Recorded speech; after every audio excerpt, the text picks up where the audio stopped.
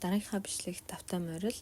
За бичлэг жоохон удаж ороод байгаа дуучлаарэ. Би одоо бичлэгээ ингээд оруулах гад ер нь зав займаны бас болж өгөхгүй л яваад байна. Гэхдээ ямар тач 7 хоногтоо нэг бичлэг оруулъя гэдэг тийм бодолтой яваад байгаа. Өнөөдөр болохоор та бүхэндээ би ямар ч зүйлд ингэж тайван байж чаддаг, хит их ингэж дээшээ доошоо савлаад идэггүй тийм сэтгэл зүйтэй байх 3 аргын тухай хуваалцъя гэж бодож байна. Ямар ч үед тайван байж чаддаг ямар хүнийг хэлдэг вэ гэхээр хэцүү зүйлд ямар нэгэн бэрхшээл тулгарсан үед за ер нь юунд ч гэж хэлэхэд бараг буруутахааргүй аливаа зүйлд ер нь бууж өгдөггүй сэтгэлээр унаад ингээ байдаггүй. Манайх нар бол хэлдэг штэ ууж уу бат бөх одоо юу гэдгийг ганхдгүй сэтгэл зүй гэж байгаа байхгүй юу. Нэгсэндээ тэнгэр шиг гэл ярьдаг бидний үг гэдэг яг тэрэн шиг. За тэгээд хоёрдугаарт нь болохоор сэтгэл хөдлөлдөө ингээд хит автдаггүй. Ямар ч үед ингээ бас тайван амгалан байж чаддаг тийм сэтгэл зүй. Мөн жижиг сажиг гэлтгүй одоо ямар нэг зүйлийг хит анхаарад байдаггүй. Дээрэс нь аливаа зүйлд санаа зовх нь бага. Тэгээ буцаад бас маш амархан сэрэгдэг тийм сэтгэл зүй гэж байгаа байхгүй. За эдгээр 3 сэтгэл зүйн одоо чадвар бол ерөөсөө ямар ч үед тайван байж чаддаг сэтгэл зүй гэсэн үг болоод байгаа. Тэгээ ийм сэтгэл зүйтэй хүний өдөр бүрийнх нь амьдрал, өдөр бүрийнх нь ажил, гэр бүл, байгаа харилцаа бүх зүйл нэг тийм хэвийн, амархан, за тэгээ нэг тийм зовоо зүдрээд ах зүйлгүй гомдоод ах зүйлгүй ер нь нэг тийм амар байдаг гэж байгаа байхгүй. Яагаад тэгэхээр сэтгэл нь тогтвортой байж чадж байгаа хүн өөртөө итгэлтэй. Дээрэс нь маш хүчрэхэг байдаг. Нэг тийм аливаа зүйлд өнөөдрийнхөө амьдралд мэдээж 100% юм болохгүй байсан ч гэсэн сэтгэл дүүрэн амьдрч чаддаг гэсэн үг. За тэгвэл яавал одоо ийм тогтвортой, тайван сэтгэл зүйг одоо бий болгох вэ гэхээр 3 арга байгаа. За тэгээд амархан юмд бухимдаад санаа зовоод та ингээд сэтгэл санаа тавгуурхэд байдаг бол дээрэс нь мөн бусдын юу гэж бодож байгаа бол гэдэгт ч гэсэн хит их анхаарад байдаг. Дээрэс нь өөртөө итгэл бага байдаг гэд ингээд ийм зүйлүүд танд хэрвээ ажиглагддаг бол цааш нь бас бичлэгээ сонсоод үзээрэй гэж бодож байна. За тэгээд нэгдүгээрт нь болохоор би өөрөө бол би. Яг би өөрөө тарих бол тарих гэж ингэж бодож ялгаж чаддаг хүн гэж байгаа байхгүй. За тэгээ энэ нь яг юу гэсэн үг юм бэ гэд та нар маань бас бодож магадгүй. Энэ нь сэтгэл хөдлөлдөө хит автахгүй байх боломжтой хамгийн том нууц гэж үзэж байгаа. Хүн ингээ санаа зовъё юу гэдгийг бид нар одоо нэг тийм бухимдээ гэж сэтгэл хөдлөлөө бий болгоод идэггүй шүү дээ. Тэгэхээр тарих гол нь яг тэрийг бий болгодог гэж байгаа байхгүй юу. Одоо тийм юм болвол яана, тэгчгсэн байвал яана, одоо ингэчүүл яана гэж бодоод байдаг. Тэгэнгүүт санаа зовлт тэр нь юунд үүсдгүүхээр сэтгэлд ингээд үүсээд за тэндээсээ улбалаад сэтгэл хөдлөлд маш их ингэж нөлөөлдөг. Учираас энийг хамгийн гол нь ойлгох ёстой зүйл байгаа байхгүй юу. Хүн өөрийнхөө бодол болон одоо зүрх сэтгэлийнхаа бодол гэсэн үг шүү дээ. Тархины бодол хоёроо ялгаж сурах хэрэгтэй гэсэн үг. Миний бодол биш, тархины бодол юм байна гэсэн нэг тийм өөр нэг бас нэг тийм ялгах ухаан хэрэгтэй байгаа шүү дээ.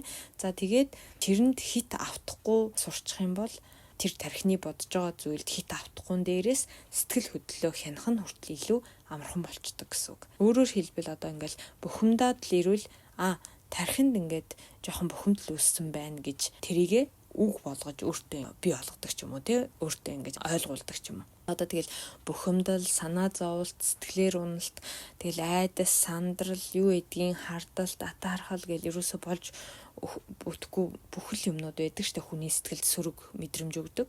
Тэр зүйлүүд маань бүр их болохгүй, харьцангуй тайван байж чаддаг гэсэн үг байхгүй юу?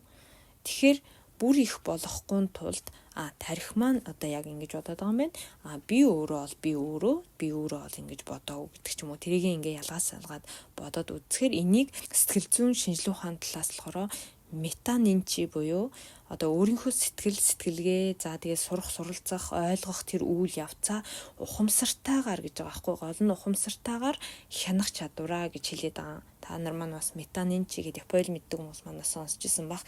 За энэ бол хүнд байх хамгийн одоо дээд чадвар байгаа. Тэгээ нэг өсөндөө сэтгэл хөдлөлөө хяналтаас гартал нь тийм амар одоо хэцүү төвшөнд хүрэгдэггүй. Дээрэс нь яг нөгөө ингээ бухимдаж эхлэх гэж юм уу те санаа зовж эхлэх гээд байвал түүнийг одоо ингээд хянаж, намдааж, тайвшруулж чаддаг одоо тийм маш чухал чадвар байгаа байхгүй юу? Жишээ нь бид нар чинь ингээл ууралж байгаа хүмүүсийг хараад адилхан тэр хүнтэй адилхан шууд уурлаад идэггүй шүү дээ. Ер нь бол ингээ харчаад тухайн үед бидний нөгөө тархинд уур бухимдал ирээгүй. За тэгээд тэндээсээ нөгөө сэтгэлд ямар нэгэн сөрөг зүйл ирээгүй учраас хараад бид нар яасан хэцүү, яасан ууртаа ч юмдээ ч гэдэг юм нэг тийм нэг дагаж уурлаад авахгүй зүгээр ингээд хараад өнгөрдөг дөө те. Яг тэрэн шиг өөрийнхөө тархийг бодож өнгөрч тэгж сурвал сэтгэл хөдлөлд хит их нөлөөлөхгүй гэдгийг л хамгийн сайн ойлгох хэрэгтэй. Тэгэхээр ер нь л ингээд хүн баргийн юмд уурлахгүй тайван байж чаддаг болдог гэж байгаа байхгүй. Тэгээд ууралж бухимддгүй хүмүүсийн метанинчи гэдэг байгаа тий түрүүний хэлсэн одоо ухамсартайгаар өөрийгөө хянах тэр чадвар гэдэг зүйл бол маш өндөр хөгжсөн хүмүүс байдаг гэж байгаа.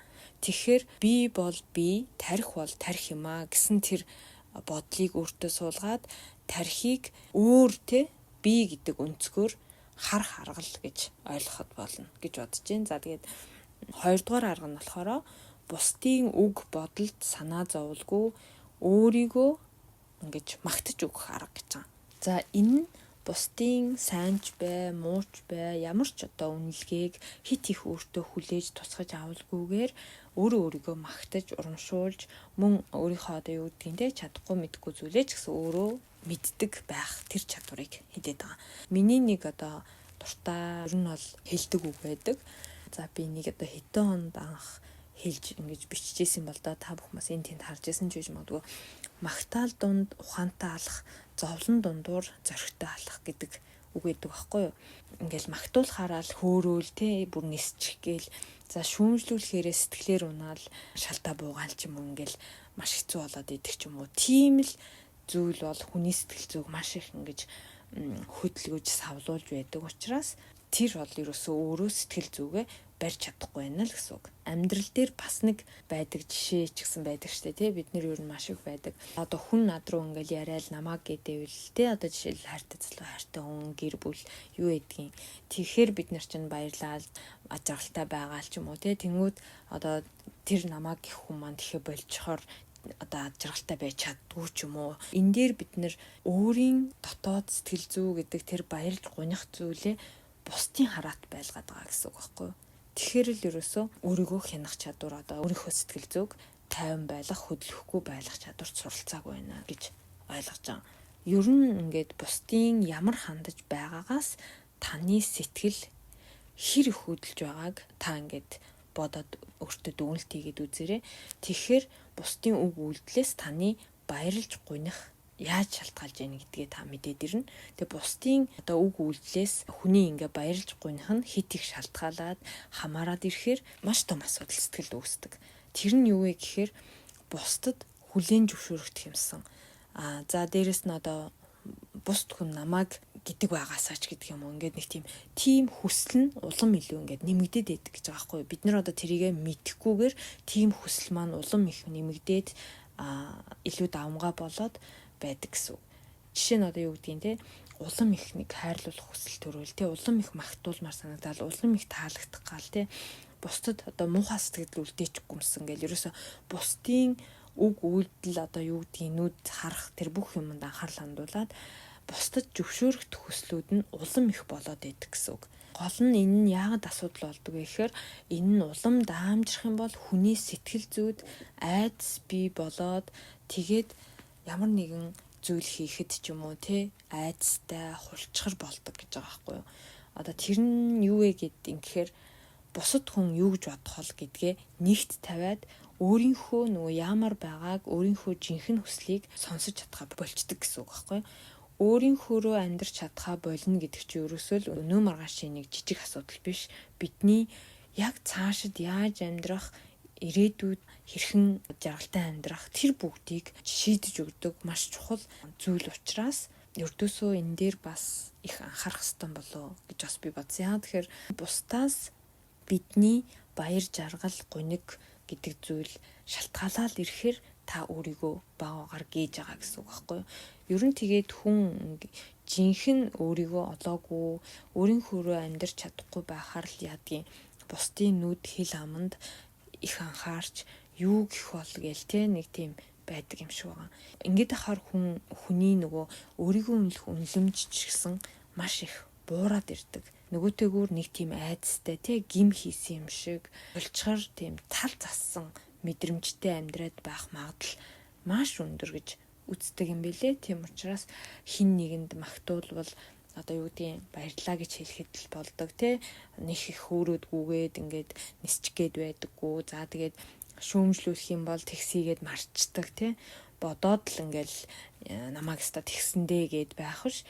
Тэгээд яг хөө тэр үедээ өөрийгөө гоё хичээж байгаа шүү. Би ч бас ингээд ийм зүйл дээрээ чадж байгаа шүү ч гэдэг юм уу те өөрийнхөө чадж байгаа болж байгаа сайхан зүйлүүдийгээ ингээд магтаад өгөх хэрэгтэй гэж байгаа. Жичгэн зүйл дээр ч гэсэн өөрийгөө магтахад хамгийн гоё нь юу болдог вэ гэхээр тэндээс заавал лаг том байх алгүй штэ.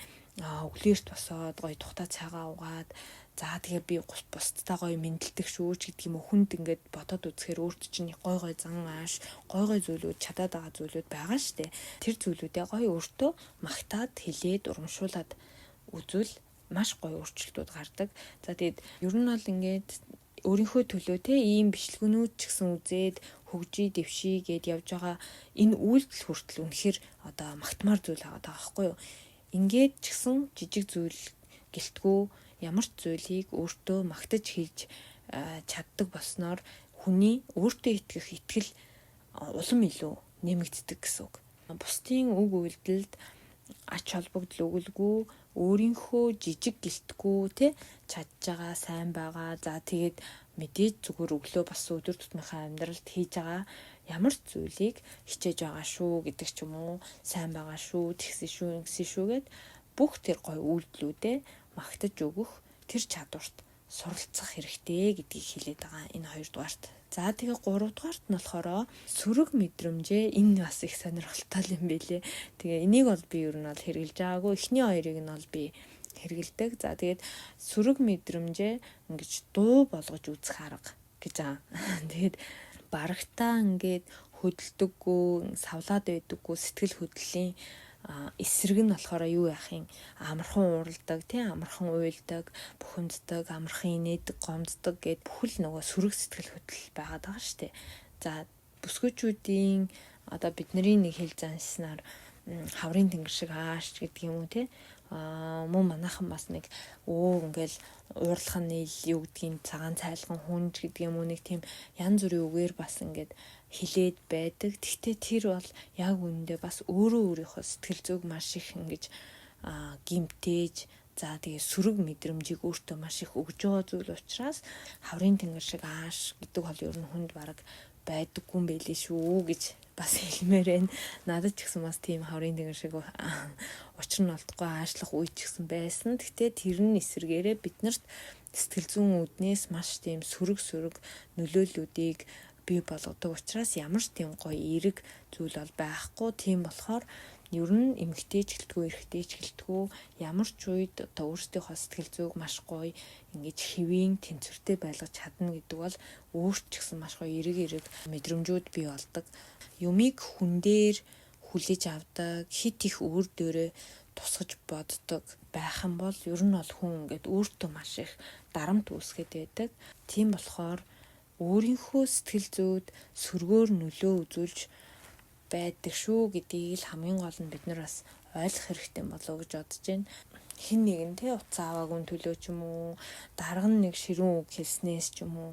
За тэгээд одоо таны хүлээж байгаа хүн ирэх цагта одоо яг ирч чадаагүйгээс ч юм уу те ийм зүйлүүдээс болоод бухимдаад одоо өөрсөндөө тэр сөрөг сэтгэл хөдлөлийг сэтгэл мэдрэмжийг ингэж өгөөд авах ёстой юм бэ те. Тэрийг бол ерөөсөө болох нь хамгийн зөв зүйл гэж бодож байгаа.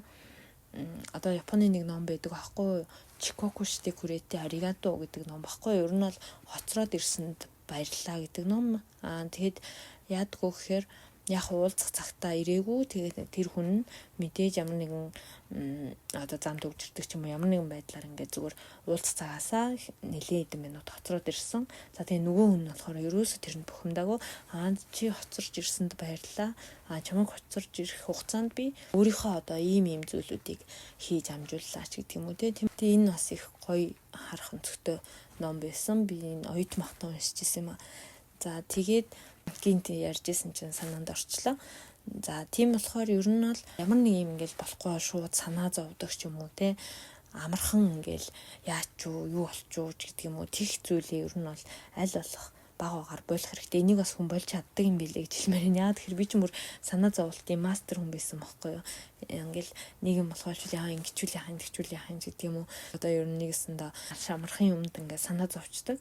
Яац юм бол гэл те. Тэр нь ингээд нэг тийм сайхан сэтгэл гаргаад ингэж байгаа юм шиг боловч нөгөө хүндээ ч гэсэн нэг төвөгтөө.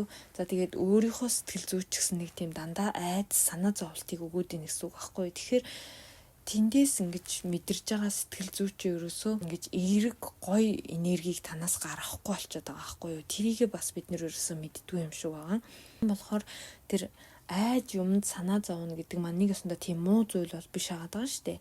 Тэгтэл тэр айж юмд санаа зовж байгаагаас болоод та өөрийнхөө сэтгэл зүйд тийм болохгүй сөрөг айц сүдтэй мэдрэмжийг өгöd байгаа байхгүй. Тэгээд тэндээсээ таны одоо сэтгэл зүй чинь сөрөг болдог тий ямар нэг юмд амархан ингэж сөрөг болж уйлдаг гомддог ч юм уу тий ингээд уйлтай холбоотой зүйлүүд байгаад байгаа учраас ер нь бол хүн өөрийнхөө сэтгэл зүйг маш гоё эерэг байлгах тал дээр л анхаарч өгвөл аяндаа ингээд нэг тийм гоё аливаа зүйлийг харах өнцг маань ч гэсэн гоё эерэг болчдөг юм шиг санагдаад байгаа. Тэгэхээр ер нь хүн одоо яах вэ гэхээр ингээд бидний ямар ч хор нөлөөгүй юм шиг санаа зовдөг.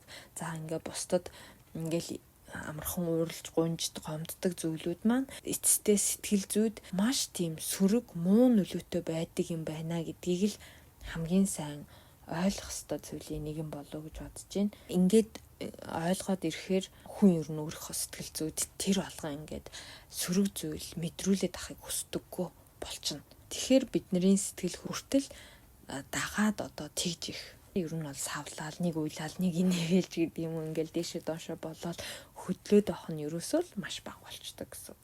За тэгээ энэ 3 дугаар тэлсэн дуу болгож үзэх гэдэг арга бол нэг ёсондоо өөрийнхөө тэр тарих одоо нэг юм санаа зовоод ирлээ шүү дээ тий. За тэрийг тэгэхээр маш ухстаагаар бодоод авахгүйгээр зүгээр тэгсэн юм байна даач гэдэг юм ингээд нэг тийм дуу болгодог ч юм уу гоё ингээд ямар нэгэн ритм оруулаад хэлж үздэг ч юм уу тэгэх юм бол нөгөө тархины тэр одоо сөргөөр бодож байгаа зүйлийг сэтгэл тэгж хит ингэж гүн гүнзгий нухацтайгаар хүлээж авдаггүй гинэ. Тэгээ хүлээж авах нь ерөөсөө бүр маш бага болчдөг гинэ. Яг бол энэ аргыг нь бол би ер нь хэрэгжилж үзэж байгаагүй. Тэгтээ арай өөр аргаар ингээл ярьж үздэг ч юм уу. Чи яагаад ингээд ийм сонин бодож байгаа юм бэ ч гэдэг юм уу те ингээл нэг тийм тарих марихтайгаа арай өөр хүний өнцгөөс ингээд ярьж марж үздэг ч юм уу. Тэгэх юм бол бас ингээд тухайн бодож байгаа зүйл маань арай зөөлрдөг ч юм уу. Тийм бол аргууд бол байдаг байхгүй юу. Тэгэхээр энэ дуу бол яг бас зүгээр юм болоо гэж бодоод энэ 3 дугаарт нээсэн болохоор хийж जैन. Тэгээд хүний сэтгэл хөдлөлд ингэж сөрөг мэдрэмжийн те уурлаж бухимдаж санаа зовох гих мэт янз бүрийн тэр нөлөөллийг л маш бага болгодог гэсэн үг л дээ. Дууны аргаар ер нь тэгээд амархан хөдөлдөг тэр сэтгэл зүй гэдэг бол үнэндээ зовлон гэж хэлж байгаа. За тэгээд харин нэг их хөдлөөд савлаад байдаггүй сэтгэл зүй гэдэг бол ерөөсөө тав тух таатай байдал гэж хэлсэн байлээ. Тэгээд энэ үг бол надад үнэхээр гой санагдсан. Яг л нэр үний юм болов гэж бодсон. Бид хит их одоо бидний сэтгэл хөдлөл дээшээ доошоо савлдаг, хөдөлдөг, хин нэгнээс олж уйлдаг, гомддог, хин нэгэнд хамааралтай байгаад бидний сэтгэл зүйд тэнд ингэж хит их тэр хүнээс болж гондог энтер байх юм бол ерөнхийдөө бид өөрсдийнхөө сэтгэл зүйг маш их өвтгөж зовоож дээрэс нь сөрөг болж байгаа гэсэн үг байхгүй. За тэгээд тэрийгэ дагаад одоо бидний өөртөө итгэх итгэл, өөрийгөө үнэлэх үнэлэмж гэдэг зүйлүүд хүртэл маш бага болж ирж байгаа. Тийм болохоор бидний энэ сөрөг байх, эерэг байх, за тэгээд сэтгэл зүгээ хянах, удирдах чадвар гэдэг бол ерөөсөө зөвхөн одоо нэг өнөө маргаашийн амьдралд биш би гэдэг хүн цаашид хэрхэн ингэж оршиж, хэрхэн яаж бусдтай харьцаж амьдрах вэ? За амьдралд яаж хандах вэ гэдэг бүх зүйлтэй одоо ингээд холбоотой зүйл юм байна гэж би бас бодсон. Тийм болохоор та бүхэн маань сэтгэл зүгээ хамгийн гол нь гоё яг нэг тогтун одоо гоё 50 байлгадаг байгаарай гэж хэлмээрэн. За тэгээд дараагийнхаа бичлэгээр дахин уулзцгаая. Баярлалаа.